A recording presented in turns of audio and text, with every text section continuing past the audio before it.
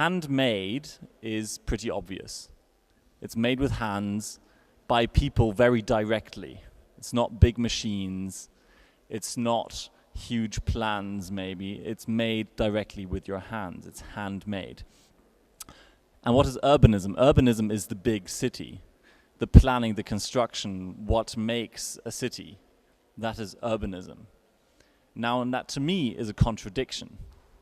How can you have a handmade urbanism? How can you have a handmade city? We are in a time that somehow the needs of a population are so rapidly increasing and changing so much that somehow the architecture and urban planning as traditional one is too slow for that.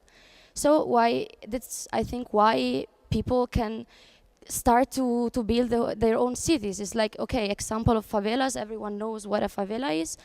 And but also if we think about what is happening now a lot in cities in South America, is that this kind of handmade urbanism is like translated to single buildings.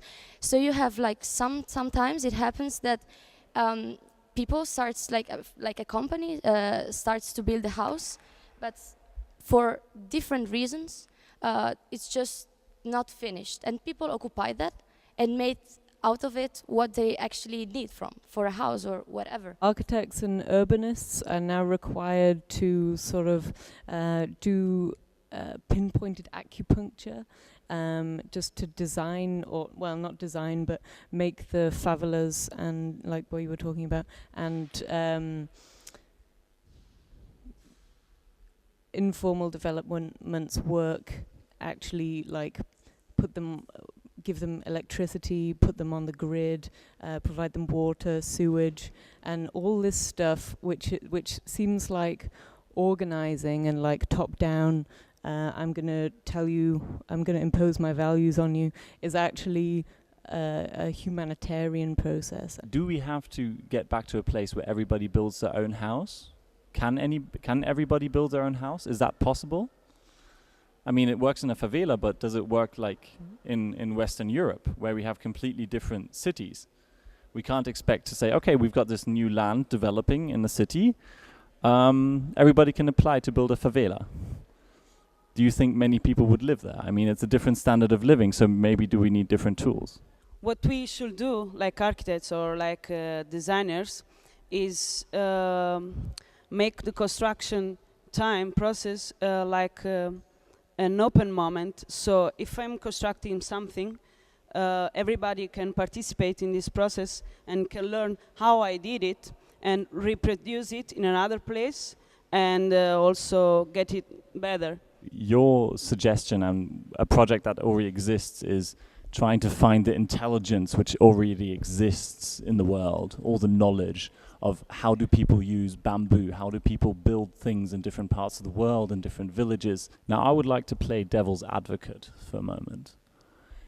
If I, as a city planner, if I am the municipality, and people are telling me, okay, to leave empty spaces, I know what happens to empty spaces. They're filled with drug addicts and trash.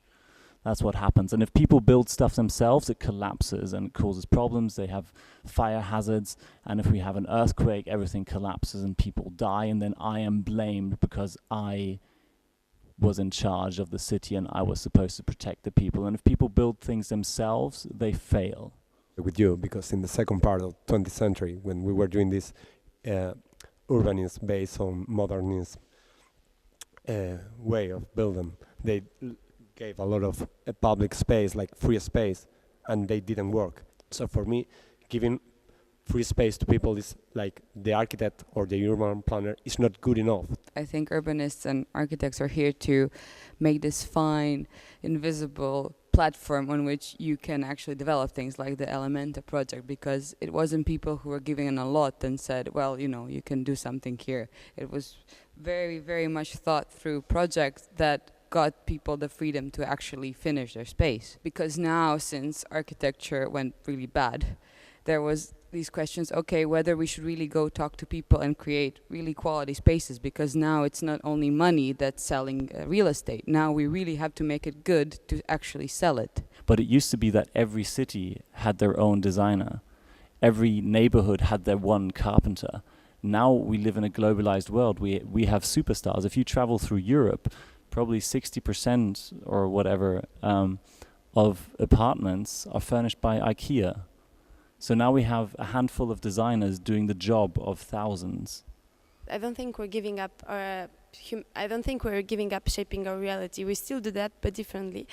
And I really want to reinforce what you said, because I was really thinking the same.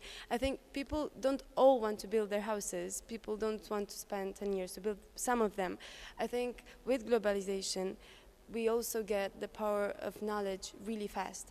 And with the power of knowledge, we get choices. Some want to do everything eco-friendly, or want to learn a lot, or want to buy furniture from IKEA, and some others want to participate in everything that concerns them.